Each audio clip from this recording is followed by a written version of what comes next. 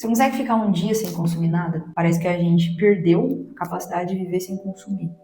Você não consegue mais sair com uma amiga, com um amigo, sem necessariamente ir a um restaurante, ir a uma cafeteria.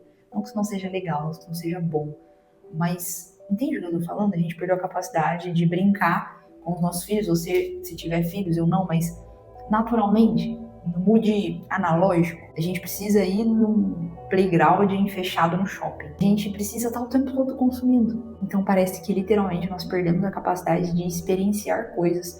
Tanto que os próprios comércios hoje vendem a experiência e não o produto em si, o serviço em si, mas a experiência, como se a experiência pudesse ser vendida. E a gente vai mercantilizando absolutamente tudo. Nesses primeiros dias do ano, hoje é dia 6 de janeiro, eu tenho me colocado essa proposta. Será que eu consigo ficar um dia sem consumir? Sem pedir uma comida, sem abrir o meu carrinho da Shein ou da Shopee, enfim, sem consumir, do ponto de vista monetário. Parece que todas as experiências humanas carecem hoje de uma transação monetária. E será que deveria ser assim? Será que isso tá fazendo bem pra nós? Outra coisa, eu sei que esse vídeo vai ficar um pouco confuso, mas hoje eu tô querendo só falar aqui, liguei a câmera e tô falando depois de um atendimento aqui de terapia. Mas assim, ser adulto não é só pagar conta. Ser adulto é assumir escolhas. A maioria dos adultos hoje vivem no modo automático, no modo reativo, no modo condicionado, ou seja, você escolhe pouco. Aliás, eu ouso dizer que você usa muito pouco da sua capacidade adulta de escolha. Ou seja, você usa pouco da sua capacidade, da possibilidade de ser um adulto. Você escolhe muito pouco do que você pensa, do que você deseja, ou do que você acha que você deseja, do que você consome, do que você financia, do que você compra, literalmente.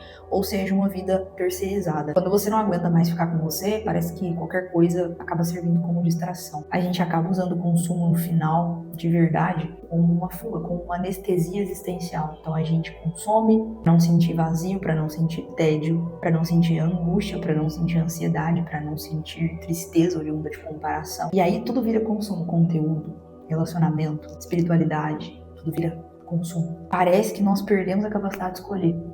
Essa potência de poder de escolha que o ser humano tem, que aliás nos distingue dos outros animais. E pensa comigo, isso custa um preço, custa caro dizer não, custa caro se posicionar, custa caro as renúncias, os sacrifícios todos os dias que a gente precisa fazer quando a gente decide que quer alguma coisa, quando a gente decide um modelo de vida melhor, pelo menos eu ia dizer ideal, mas enfim. Adiar o prazer exige responsabilidade, como eu falei, exige renúncia. Eu sei que você sabe de tudo isso, mas aqui é que tá o grande problema. Se você não escolhe, quem não escolhe é escolhido. É empurrado. Se você não pensa, você está sendo pensado. Isso não é uma teoria da conspiração, isto é a realidade, isso é a sua vida, por exemplo, acontecendo agora, se você for muito honesta, muito honesto. Pessoas sem sentido na vida, presta atenção nisso aqui, pessoas sem sentido na vida tendem a dois caminhos, de duas uma. Ou elas vão copiar os outros, copiar outras pessoas, copiar a roupa, copiar o que a pessoa aspira para ganhar 1 milhão, para ficar rico, pro carro, pro celular, enfim, pro modelo de vida, pro lifestyle, né? De duas uma. Se eu não tenho muito sentido, se eu não conheço muitos porquês, se eu não sei decidir, se eu perdi a capacidade realmente de ser humano, de fato, de duas uma. Eu vou cair nesses dois caminhos espinhosos. Ou eu vou copiar os outros o tempo todo, discursos, inclusive, estilo de vida, vou virar uma mimetização, ou eu vou obedecer outras pessoas, obedecer ideologias, obedecer sistema, autoridades externas, enfim. Sem sentido, o ser humano, ele aceita qualquer direção, como já diria o saudoso Viktor Frankl. Eu quero te fazer uma pergunta para finalizar isso aqui. O que você faz porque você escolheu e não porque todo mundo faz ou tá fazendo? Liberdade não é fazer o que a gente quer. Liberdade é ter a capacidade de conseguir sustentar quem a gente quer ser, sem precisar se anestesiar. Tente voltar às origens, tente voltar a pisar na terra, pisar na grama, a conversar, sabe na calçada, quando a gente conversava assim, com os amigos? Sei lá, né? Na época lá, nos anos 2000 ou antes, não sei. Eu sou de 98, então, mas é o que eu ouço baseado na história e também na minha história. Em meados de 2005, 2006, eu fazia isso. E eu ouço muitas pessoas dizendo que também, então, sei lá, sabe? Dá uma ligada para um amigo, vai fazer alguma coisa que não necessariamente envolva uma transação monetária, gastar dinheiro, como eu falei. Se rolar no meio do caminho, se você pode, se vocês podem, que bom. Vai ser muito legal também, mas eu quero dizer que é o seguinte, não condicione uma experiência a gastar dinheiro.